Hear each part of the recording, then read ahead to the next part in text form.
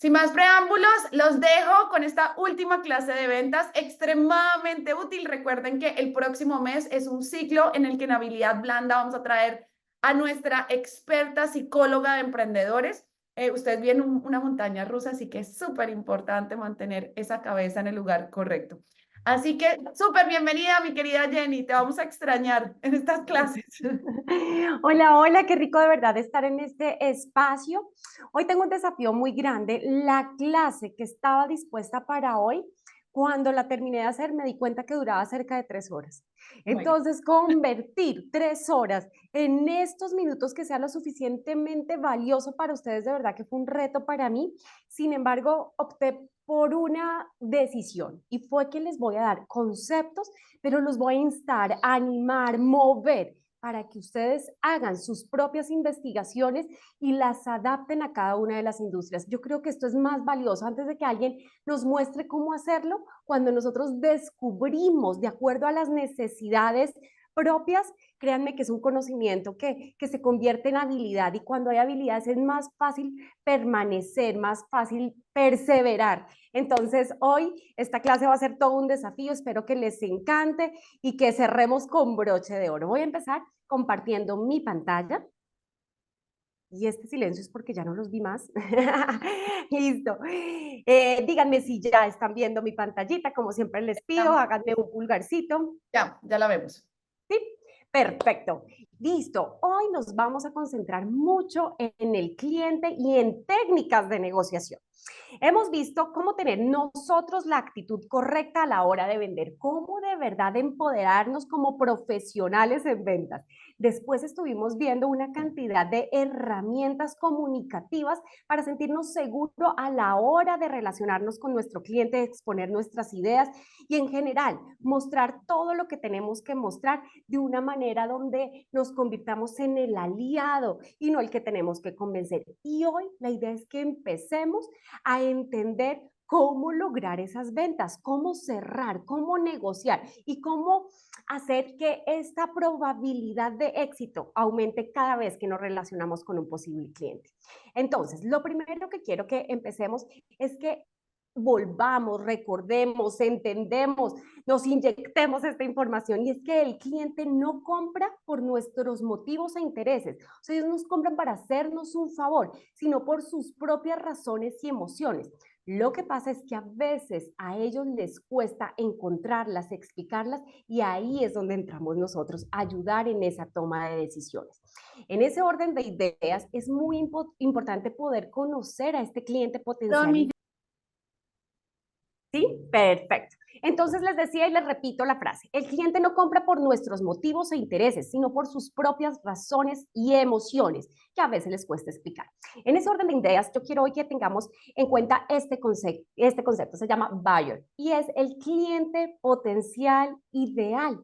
Miren, si nosotros queremos llegar a esta relación que yo les comentaba en la primera clase de un gana-gana, definitivamente tenemos que idear nuestro cliente potencial ideal. Y cuando les digo idear, es idear. O sea, es hacer una configuración ficticia, imaginarnos cómo se ve ese cliente. Ustedes lo han visto en Brújula y empezamos a diseñar a este personaje, lo dibujamos, empezamos a imaginar qué le preocupa, qué le gusta, cuáles son sus verdaderas necesidades, en qué momento tiene estas necesidades, realmente descubrir esta psicología, este comportamiento y este pensamiento del cliente. ¿Para qué se hace esto? Porque cuando yo hago esto puedo humanizar un poco más mi marca, puedo llegar a conectar y puedo crear este mapa de la empatía que me va a dar la ruta de qué, de cómo hablarle a mi cliente para que realmente él me quiera escuchar. Esto va a permitir que yo elija los canales de comunicación y los contenidos correctos. Miren, cuando yo descifro de esta manera y me doy a la tarea de interesarme realmente por el cliente, sus valores, sus pensamientos, su personalidad, pues yo voy a saber en qué momento voy a comunicarle lo que tengo que comunicarle. Voy a decir en qué contenido y cuál va a ser el canal por donde va a llegar. Les pongo un ejemplo súper claro. En Sol Solecito, pues mi cliente potencial ideal está con las mamás, ¿verdad? Entonces es una mamá que seguramente está cansada.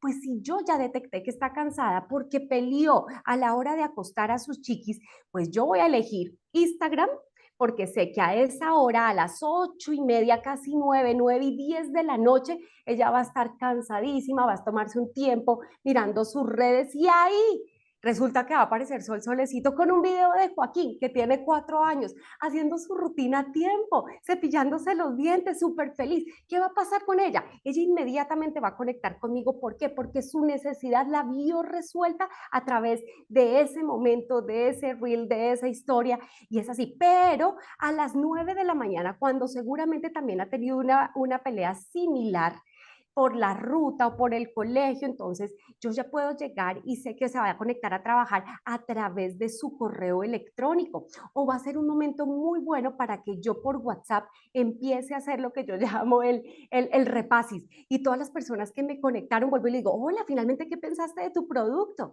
de tu compra? Entonces me va a decir, ay, verdad, esta mañana. ¿Se dan cuenta? Por eso es tan importante entender a mi cliente, para que yo sepa en qué momento es el ideal para llegar, para que yo sepa cómo voy a conectar.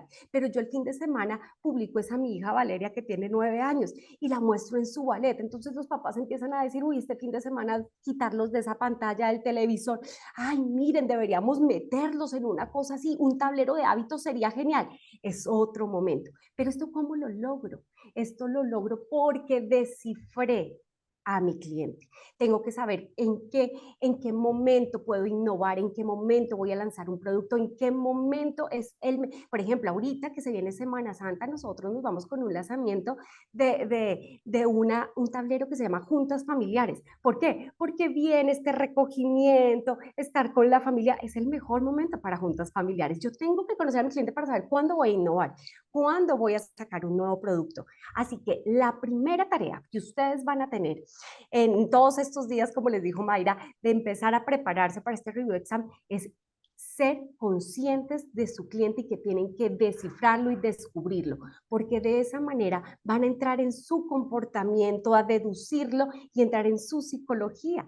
Por eso se hace tan importante este concepto, el comportamiento del consumidor o psicología del consumidor, porque nosotros tenemos que saber exactamente en qué momento podemos conectar para lograr ese clic, para lograr ese enchufe, para que no desaprovechemos las curvas motivacionales y ahí cerrar nuestras ventas.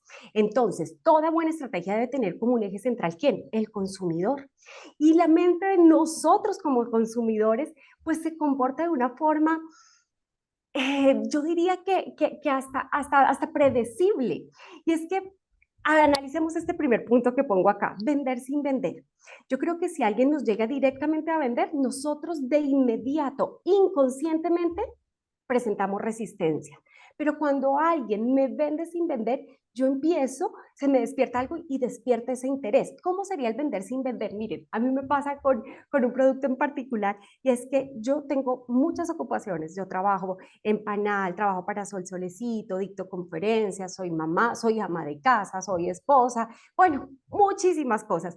Y estoy así y la gente sabe cuáles son mis ritmos y me dicen, Jenny, tú eres muy organizada, ¿cómo lo logras? Y yo, la verdad, yo lo logro porque primero escribo todas mis prioridades, veo cuáles son los roles que tengo que desempeñar, los empiezo a organizar. ¡Ay! Y de verdad, y si te rinde el tiempo o te colapsas, no, es muy importante el autocuidado, el no sé qué. Y entonces hablo de todo esto. ¿Y cómo lo logras? Ay, yo no te había contado, yo tengo un tablero, se llama Mujer en Equilibrio. Ay, ¿dónde lo consigues? Ah, no, yo lo vendo. Entonces, fíjense cómo se logra esta venta. Esta venta es, hablo de mi experiencia, hablo de cómo lo desarrollo para después eso. Yo no arranqué diciendo, ah, no, pues es que lo logro gracias a un tablero que yo produje que se llama Mujer en Equilibrio. No, porque inmediatamente voy a bloquear la atención de esa persona. Yo tengo que a través de ese testimonio, a través de ese... Miren, de despertar esa intriga en las personas para que se motiven. A veces el vender sin vender es como, no, no, no, no, no, no, no, yo no lo tengo, pero sé quién lo tiene. Ay, dime, recomiéndame, ¿por qué? Ese tipo de cosas. Eso es súper importante. O ensaya con esto y después vienes y me dices y yo te doy la solución. Muchas veces lo hago así con el tablero de rutinas.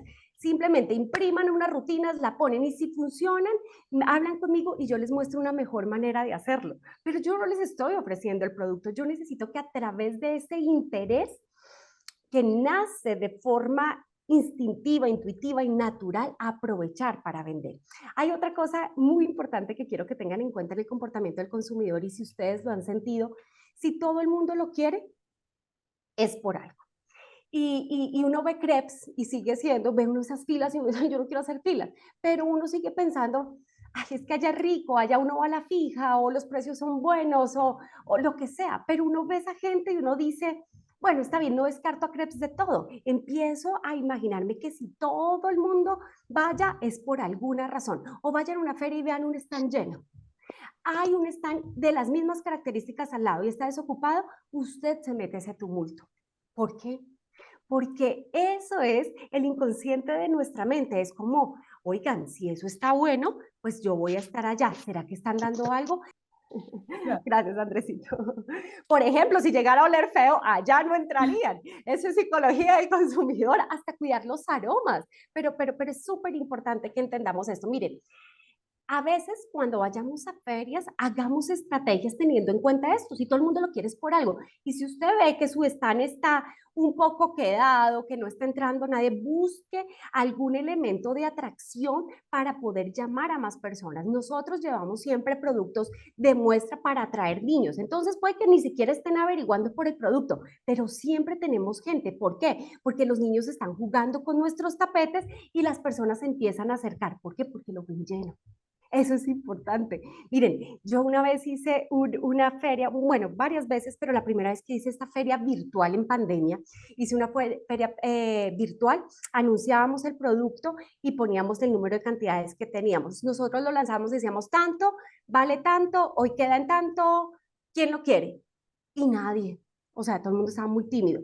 Entonces ahí mismo por interno cogí a mi hermana, a mi papi, a mi mami, a mi cuñada, que los tenía en el grupo y les dije, escriban la palabra yo quiero. Y ahí mismo ellos, yo quiero. Ahí mismo Karen al ratito, yo quiero. Mi cuñada, yo quiero. Y todo el mundo, yo quiero, yo quiero, yo quiero, yo quiero, yo quiero, yo quiero, yo quiero. ¿Por qué? Porque primero activamos nuestras neuronas espejo y es como yo quiero hacer lo que esa persona hace y se animan y una vez uno se anima, los otros se animan. Miren que muchas veces las personas no quieren ser el primero porque les da cosa, quieren ver a ver si alguien más lo hace y cuando lo hacen, ay sí, y hagan este experimento. Miren, saquen el celular en una reunión y enseguida todos están sacando el celular. Escriban en una servilleta y al rato observen y todos están escribiendo en esa servilleta. ¿Por qué? Porque nuestras neuronas espejos se activan y tendemos a ir a la imitación. Por eso es importante crear estrategias que les haga decir a nuestros clientes más bien, yo quiero, eso está lleno. Si todo el mundo está ahí, es por algo. Monten testimonios en sus redes sociales. Ay, a mí me funcionó. Uy, esto es lo máximo, esto es lo mejor. Esto está cuando las personas ven el producto, pero además ven estos testimonios, dicen, eso es bueno, yo también. Muy bien, emociones y motivaciones hay que tener muy en cuenta a la hora de descifrar a nuestro consumidor. Y definitivamente ustedes dentro de sus elevator speech, dentro de sus discursos de venta, dentro de sus presentaciones, dentro de lo que sea, tienen que tener frases que hagan que la persona se imagine usando su producto y que eso le genere una emoción positiva. En algún momento, si vende ropa, imagínese cómo sería la combinación con tal cosa. Usted tiene una chaqueta de tal color, ¿cómo le quedaría este jean de lindo con esa chaqueta? Imagínense usándolo. Si es de decoración, uy, esto en una esquina, alguien aquí vende arte. Entonces, diga, no, es que este cuadro al lado de una silla clásica se vería fantástico. Inmediatamente la persona va a ir al rincón de su casa, lo va a imaginar y es mucho más fácil cerrar una venta cuando hay una emoción positiva, pero además cuando yo tengo esta motivación de que lo voy a usar y de que va a cubrir esa necesidad o que me va a inspirar, porque es que la mayoría de las compras nosotros que tenemos las hacemos más emocionales que racionales. Ahí es donde nosotros tenemos que acudir a describir de una manera tan bonita, tan chévere. Aquí hay emprendimientos de café, yo siempre les decía, ese elevator pitch tiene que olerme a café. O sea, yo no sé cómo lo van a lograr, pero tiene que oler. ¿Por qué? Porque es que el aroma del café es lo más bonito del café, o sea, es una cosa como que yo no soy muy tintera, me he acostumbrado porque mi esposo sí es fanático, pero a mí lo que me volvió así como que sagrado, me tomo un café en la mañana, es el olor, a mí el sabor no me gusta, pero el olor me sigue encantando. Así que yo tengo que lograr que cuando yo describa mi producto, se me despierten los sentidos y me huele, diga, ay, tan rico un tintico con buñuelito, ay, sí, comprémoslo. Así tienen que ser estas descripciones. Yo tengo que sentir, yo a los papás les tengo que hacer sentir que es que su vida es lo máximo con mis tableros, que no van a volver a pelear. Yo tengo que hacerles sentir de esa manera. Y así cada uno con sus emprendimientos, los que hacen servicios aún más, tienen que motivarlos al punto de decir, si yo tengo esto, lo voy a lograr. Y pertenencia e importancia, miren, hagan sentir a sus clientes siempre exclusivos, importantes, vistos, bien atendidos. ¿Por qué? Porque eso genera pertenencia con su marca y con su producto y va a lograr recompras. Ahora bien, existe algo que me encanta el término y se llaman gatillos mentales. Los gatillos mentales en ventas son estos estímulos que empiezan a dar una conexión emocional y funcionan como impulsos, es decir, es como que mi cerebro, así como se ve en la imagen, lo está dudando y de un momento a otro se prende el bombillo y te hace tomar una decisión. Eso es un gatillo mental. Y a mí me encanta porque aprovecha estas creencias que yo tengo, estos sistemas lógicos, estos automáticos de mi mente, de mis concepciones. ¿Para qué? Para lograr, otro micrófono, Andresito, porfa, para lograr que la persona ¡pum!, se impulse, ese es impulso. Y los principales gatillos mentales en ventas son la escasez. Entonces, a nosotros, cada vez que sintamos que algo se va a acabar, nos va a dar ganas de tenerlo. Entonces, por ejemplo, últimas unidades, últimas unidades, último en inventario. Oye, sí, pero me queda uno, resuélveme si ya, porque para despachártelo y apartártelo a ti, última escasez. También está la parte de la urgencia. Se han visto que hay muchos, en los próximos 10 minutos se acaba esta oferta. Nosotros como seres humanos es como, ay no, si yo no aprovecho ya, lo perdí. Se me acabó. Esta urgencia, esta necesidad de urgencia es ese gatillo que me hace, no, sí, hagámosle, hagámosle. Y después digo, ay, vean, estos 10 minutos se convirtieron en 24 horas porque siguen con la misma publicidad. Pero realmente este sentido de urgencia hace y mueve a las personas a tomar decisiones. Toda la que tenga que ver con la pérdida, los seres humanos le tememos a la pérdida, entonces aquí aprovechan mucho aquellas empresas que están ofreciendo cosas que cuidan algo valioso para el cliente. Por ejemplo, los que manejan datos y decir, es que con este sistema nunca más vas a volver a perder tus datos, tus clientes, o con este sistema tú ya nunca más vas a poder, tú ya nunca vas a perder, no sé, tiempo calculando costos. Con esto no vas a perder plata, los que trabajan con cosas tributarias, plata por calcular mal impuestos. Esa versión a la pérdida hace que tomemos decisiones porque no queremos perder nada más. Mayra podría decirlo divinamente con, es que si usted no entra a Panal, va a seguir de fracaso en fracaso. Ah, ya voy. Entonces es súper importante que ustedes entiendan estos gatillos. Hay uno que me gusta que es la exclusividad. A este grupo que yo tengo VIP va a conocer el último producto. Entonces ingresan aquí, ellos creen que son los únicos y muchas veces sí, hay grupos exclusivos y eso da un gatillo especial para ese impulso y comprar. Suspenso. El suspenso es muy chévere. Próximamente, ya casi, ya viene, ahí vamos, prepárense, taca. Cuando llega uno, "Ay, lo quiero", a veces, miren, a mí me ha pasado cuando generamos suspenso, me compran y después me mandan un mensaje diciendo, Jenny, ¿para qué era eso? Y yo digo, ¿es en serio? ¿De verdad? Y lo compraste y digo, no, es que yo sabía que iba a ser un nuevo lanzamiento y ya como tengo todo el solecito, pues debe ser chévere, pero no tengo idea si siquiera si me sirve. Suspenso. ¿Por qué? Porque se generó una buena campaña de expectativa. Y la novedad también va muy con el suspenso, pero también estar sacando cosas hace que las personas quieran tenerlos más si ya se han casado con una marca o con una empresa. Hablemos un poquito de los tipos de cierre. Porque bueno, ya hablamos del consumidor, hablamos de cómo activarlos para lograr este efecto, pero llegó el momento de cobrar y yo no sé por qué a la gente le tiemblan las piernas, pero es cierto. O sea, como que todo iba perfecto hasta cuando dice, ¿y cuánto vale? 190.000, no sé cuánto, como que uno tiene miedo de cobrar. No, no les tiemble. ¿Cuánto vale? Tanto. O sea, uno piensa a veces que le preguntan el precio es la primera objeción y no, solo es una pregunta. Entonces es importante que nosotros empecemos a perderle el miedo al cierre. Hay un cierre que se llama el directo. El cierre directo es cuando yo ya estoy viendo suficientemente motivada a la persona y le digo, listo, ¿a dónde quieres que te llegue? Envíame la dirección. Ya, me anoto, ya. Lo cerré, no le he cobrado, ya estoy pidiendo la dirección. Es un cierre directo. Hay un cierre que me gusta muchísimo, que es el cierre de amarre. Y este cierre de amarre tiene como objetivo lograr muchos sí antes de cerrar. ¿Para qué? Para que el cerebro se predisponga a ese sí. Entonces es que ustedes empiecen a calcular una cantidad de preguntas donde saben que la respuesta es sí y cuando ya tienen que vender van a obtener ese sí. El cierre por equivocación a mí me gusta muchísimo porque es, ya compró el tablero de rutinas, por decir algo, y yo le digo, ay, me dijiste que también el de emociones para que armes el combo. Entonces la persona queda, ¿qué? Yo no, él ya no me preguntó el tablero de emociones ni nada, yo finjo que me equivoqué, que ella me había dicho. Ay, tú me habías dicho que también necesitabas las flashcards para estimular el lenguaje. No, yo no te dije eso, pero cuéntame, ¿qué es eso de las flashcards? Entonces, a veces el cierre por equivocación mueve mucho a seguir generando esta relación.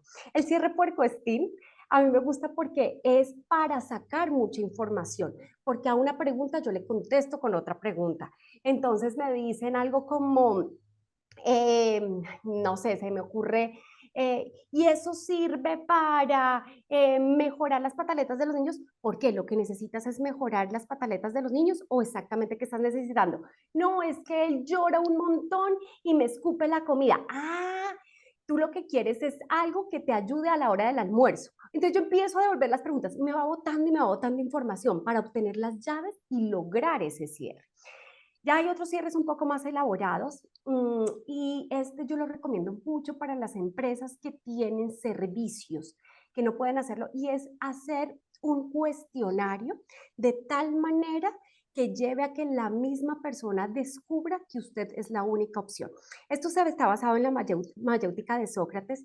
En los programas de inglés, en los programas de posgrado, se diseñan estos cuestionarios para lograr cerrar toda la cantidad de objeciones antes de explicar el programa. Y así cuando se explique el programa, sepamos que hay una alta probabilidad de cierre. Entonces, voy preguntando, si tú en este momento encuentras una metodología que te solucione ese problema de tiempo, ¿aprovechas? Sí, listo, perfecto. ¿Con quién consultas esta decisión? Con mis papás. Ah, entonces es necesario que hablemos con tus papás. No, con nadie. Entonces, al final, cuando yo tengo todo esto, ya las objeciones las he, digamos que entendido, explico y sigue la persona deduciendo que yo tenía todo porque hablé en términos de lo que él necesitaba y hace que sea mucho más fácil. Quiero que lo investiguen así, se llama mayéutica de Sócrates, sobre todo ustedes los que tienen servicios para que elaboren cuestionarios muy buenos y logren estos cierres, pero así, facilito, facilito. Y la otra que a mí me gusta mucho es entender la técnica rapport. ¿Qué es el rapport? El rapport es una técnica donde yo quiero con mi interlocutor lograr una sintonía, una empatía para lograr la menor resistencia posible. Pero ¿cómo voy a hacer esta técnica rapport? La técnica rapport consiste en llegar a la misma frecuencia de movimiento, incluso de voz, de movimiento, sintonía. Entonces yo estoy frente a mi cliente y yo empiezo a imitar de manera discreta todo lo que él está haciendo en términos de voz, de tono de voz, de movimiento. Si él hace así, yo llego y hago así. Si él cruza la pierna, cruzo la pierna. ¿Qué pasa? Activo de nuevo lo que les comentaba ahorita, mis neuronas espejo, haciendo que se conecte muy bien. Y cuando yo cambio un movimiento y veo que él lo cambió, estoy en rapport.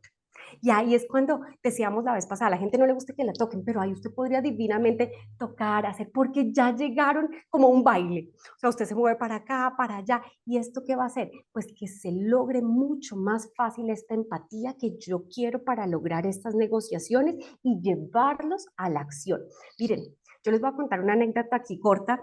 Yo creo que la vez que más me atreví a hacer esta técnica rapport fue una vez haciendo un cierre yo trabajaba en una academia de inglés, era la gerente de equipo de ventas y resulta que había una persona que todos decían que era matrícula, pero que era un señor súper cansón, de esos que nadie quiere atender. Entonces me dijeron, Jenny, atiéndelo tú. Y este señor efectivamente, así súper apático, grosero, dígame cuánto es, a mí no me vaya a hacer ningún cuestionario, porque en las academias de inglés se utiliza mucho la mayéutica socrática para lograr el resultado. Entonces, sí uno necesita como una hora con la persona. Entonces yo seguía haciendo mi trabajo, haciendo rapport, imitando, y llegó un momento en que yo ya sentí que estábamos súper conectados, o sea, que realmente los movimientos estaban muy sintonizados, él ya había bajado su tono de voz, estábamos, miren, llegó el momento de pago y él empezó a presentar resistencia, pero yo ya le había cerrado todas las objeciones, yo ya se las había manejado, entonces pues no había opción de que él no se matriculara porque yo tenía lo que él necesitaba y él ya me había dicho que sí a todo. O sea, habíamos utilizado todas estas técnicas. Miren, yo me atreví a hacer algo que yo lo cuento y no lo creo. Le metí la mano en el bolsillo y le saqué la billetera, saqué la tarjeta de crédito, hice el voucher. Wow. Miren, esto es, o sea, cuando yo lo cuento la gente me dice tan abusiva, no, él tranquilo y me dijo, ay, sí, Jenny. Y yo seguía, le dije, no más, tienes que tomar la decisión. Es en un año que tú necesitas ese ascenso y necesitas aprender inglés. Ya me dijiste todo así, no te resistas más, déjate ayudar, no sé qué. Yo seguía haciendo el voucher y yo por dentro ese corazón me latía. Yo decía, yo, ¿por qué soy tan abusiva? O sea, qué respeto. Yo me imaginaba una cantidad de cosas, pero así es el rapport. O sea, llega el momento en que tú estás tan empoderado, tal, pues él llegó a los 8 días y me dijo, yo no tengo idea tú qué me hiciste, porque yo jamás he comprado algo así, porque a mí no me gusta que me presionen. Entonces yo le dije, pero ¿cómo estás con el programa? Y me dijo, muy bien, me encanta. Y gracias te doy porque de ser así, pasan otros 5 años y yo no tomo la decisión.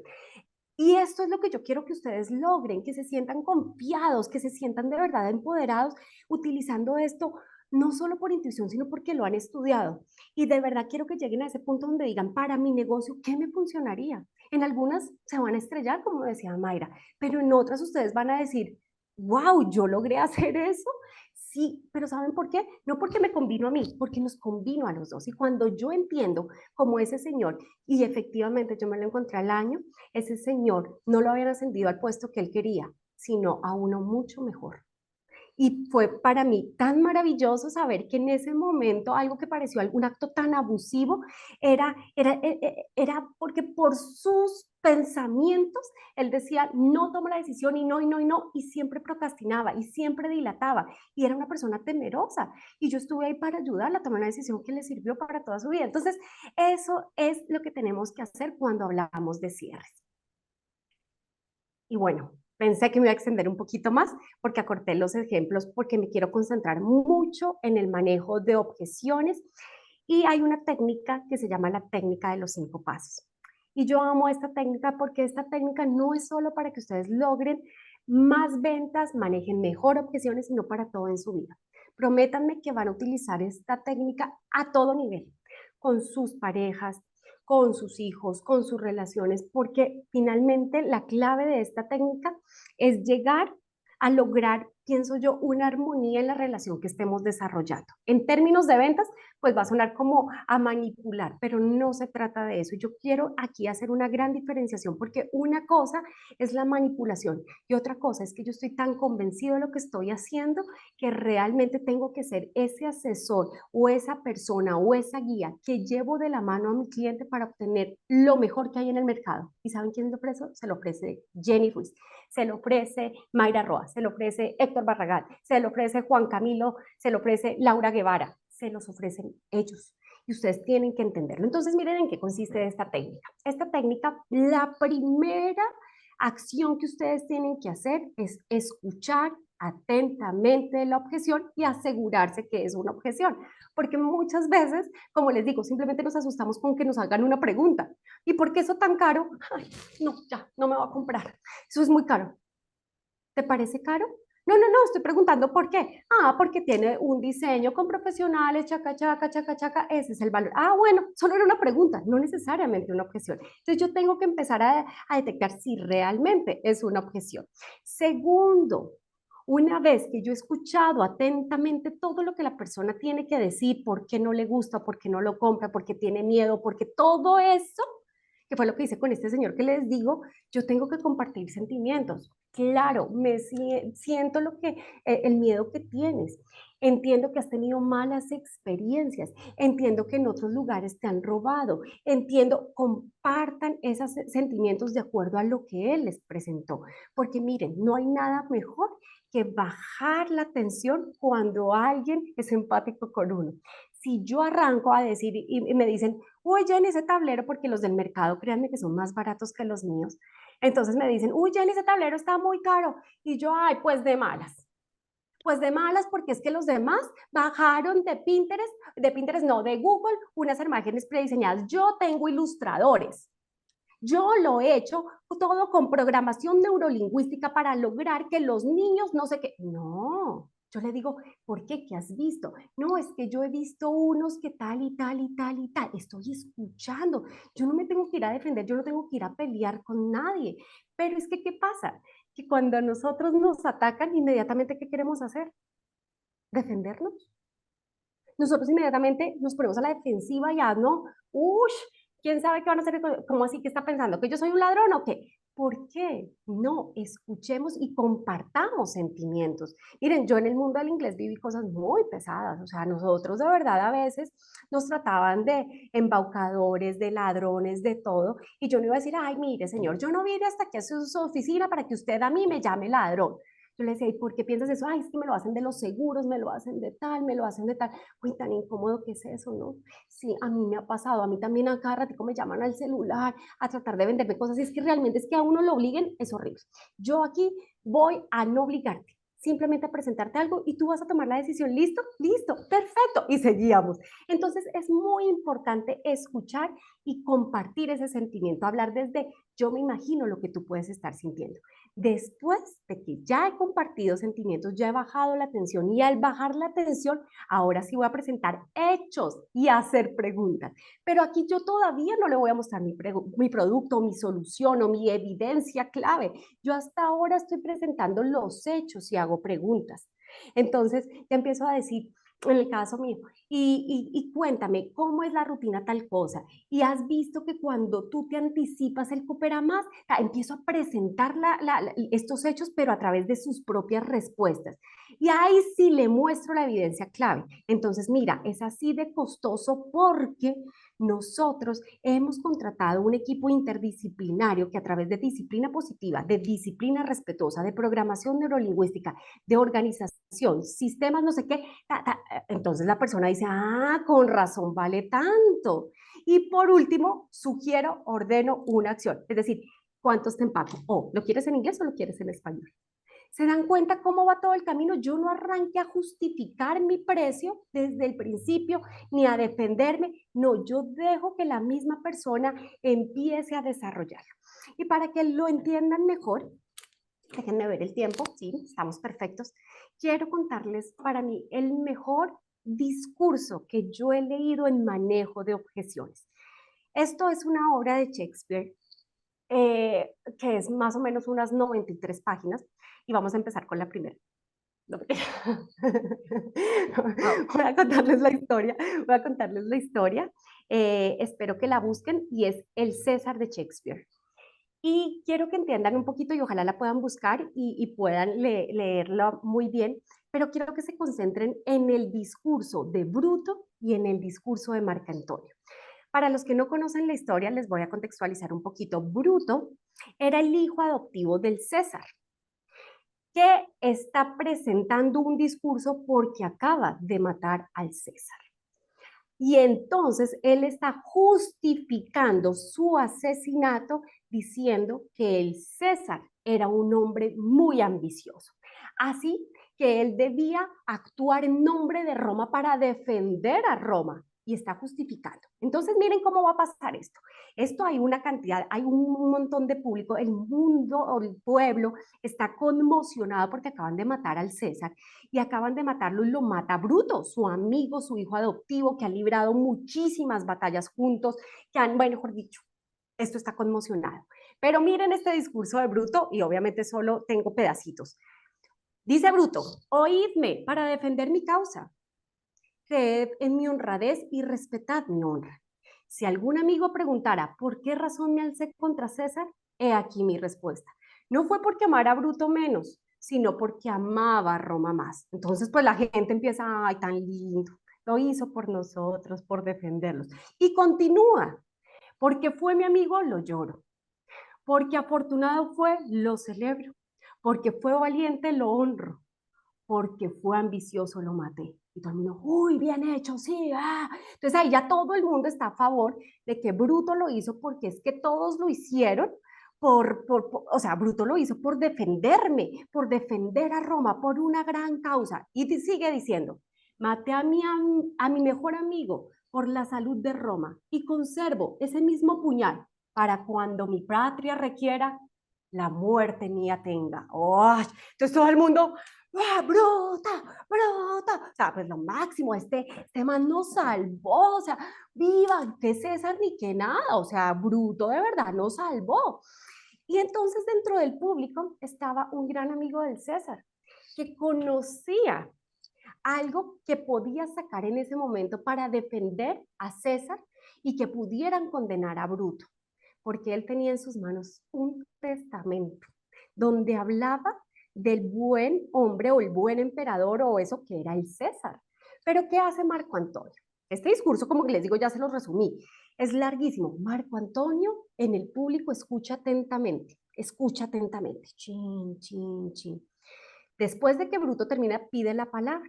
Entonces nos vamos al segundo, va a compartir sentimientos. Y me encanta, porque arranca Marco Antonio diciendo, el honrado Bruto, porque en cada uno de esos discursos él se hacía llamar a sí mismo, yo soy un hombre honrado, yo soy un hombre honoroso, yo soy un hombre. Entonces arranca Marco Antonio diciendo, el honrado Bruto os ha dicho que el César fue ambicioso.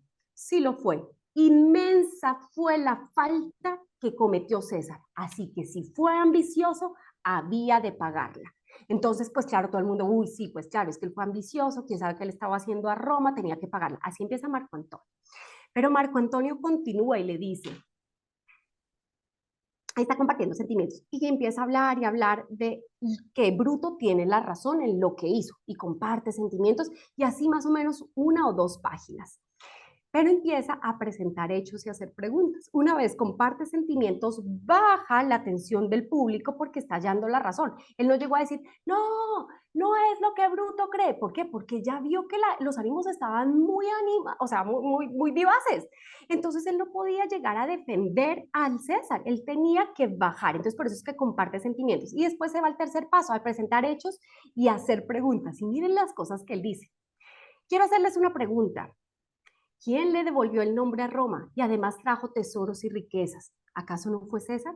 ¿Y esto les parece ambicioso? Y el público empieza como a mirar. Viendo al pobre llorar, César lloraba. ¿Acaso ese material es de un ambicioso? Y la gente, ay, sí. Después, 3 veces le ofrecí regia corona en fiestas y 3 veces se rehusó. ¿Acaso eso es ambicioso? Le amáis una vez y no sin causa. ¿Qué causa pues detiene vuestro llanto ahora? Entonces la gente ya estaba, sí, eso hizo César, porque ya había empezado a presentar las evidencias, si se dan cuenta, a través de qué, perdón, a presentar los hechos, a través de qué, de preguntas. Entonces la gente se bajó y llega y dice, y aquí tengo el testamento para que conozcan quién era César. Está sellado. Todos muestran el testamento, pero él sigue hablando y lo sigue llevando a la parte de la motivación, del recordar, de todo eso. Y la gente empieza, César, te amamos, y empiezan a llorar y empiezan, no, ¿por qué mataron al César? O sea, esto se voltea en un momento de nada, se le voltea Bruto impresionante, simplemente haciendo Marco Antonio esta línea de los 5 pasos. Y todo el mundo, tal, pero él no muestra aún el testamento. Él empieza ahí bajo la motivación. Miren esto que anoté aquí que me encanta. Él dice, mas tengo en mi poder un pergamino del César con su sello y es su testamento. Que oiga el pueblo su voluntad postrera, eso es lo que debería ser. Pero leer no es mi ánimo en este momento. Excusadme.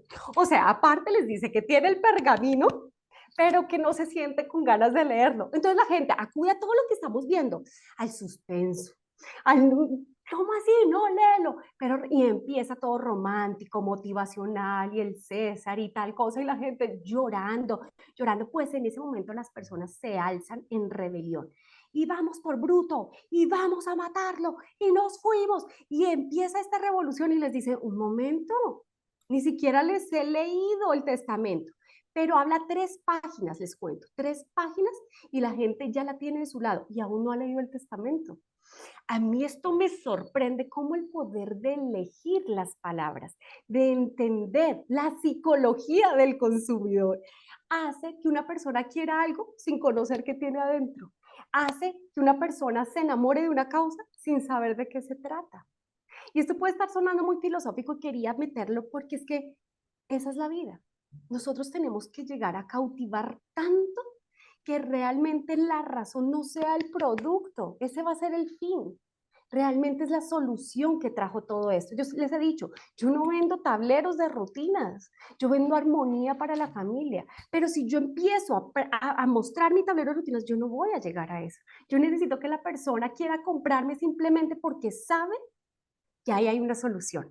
Así hizo Marco Antonio. Entonces, sigamos, llega y dice, ahora sí, son 3 páginas emotivas llenas, llenas, llenas de cosas bonitas del César. Y dice, ahora sí, escuchadme, permitidme que siga. Ni aún sabéis qué vais, qué, perdón, ni aún sabéis a qué vais, porque ya se iban a ir a matar a Bruto. Y entonces dice, el testamento lo habrán olvidado y todos llegan y dicen, ay, ¿verdad que dice ese tal testamento? Y ahí los voy a dejar, no les voy a decir qué dice el testamento. No, mentira, sí les voy a decir. ¿Qué dice el testamento? El testamento les deja a cada uno de los ciudadanos plata, les deja tierras y riquezas que van a pasar de generación en generación. Entonces, inmediatamente, ¿qué hace este pueblo? Este pueblo se pone del lado de Marco Antonio, van y buscan a Bruto para asesinarlo, para reclamar y para pedir condena por él, pero además Marco Antonio se convierte en el nuevo emperador. Ahora, conclusiones de este manejo de objeciones. Definitivamente, cuando nosotros empezamos a seguir una secuencia y nos concentramos en el objetivo y no en nuestro ego de defendernos, podemos lograr lo que estamos esperando. Y siento que las ventas, y con esto concluyo, se tratan de eso. Es leer también a este cliente potencial, a este cliente ideal, a mi cliente actual, para poder entender cómo entro yo ahí en esa dinámica y volver a lo que yo les decía al principio, relacionarme en un gana-gana. Porque cuando yo me voy a relacionar con esta persona esperando a que la persona va a tener ventaja, pierde, eso no me va a llevar para ningún lado. Que pierda yo, eso tampoco me va a llevar para ningún lado. Que perdamos los dos, sí que menos. Pero cuando nosotros entramos a un mercado entendiendo que vamos a tener relaciones de gana-gana, realmente el crecimiento en nuestras ventas va a ser súper exponencial. Pero esto aplica, como les digo, a todas, a las estrategias que hagan, a la innovación de producto. ¿Por qué? Porque ustedes no están pensando en sí, están pensando en su comunidad, en su servicio. Y pienso que, y mi conclusión, si estamos aquí emprendiendo es porque en últimas ese debe ser nuestro objetivo. ¿Qué de lo que yo sé, qué de lo que yo tengo va a aportar a esta sociedad? Y de eso se trata, por eso los emprendedores somos tan únicos y tenemos un ADN tan especial, porque los emprendedores estamos transformando el mundo, no nos estamos quedando a ver cómo está la situación de difícil. Estamos dando nuestro grano de arena para cambiarla, para impactarla y ojalá para que trascienda de generación en generación.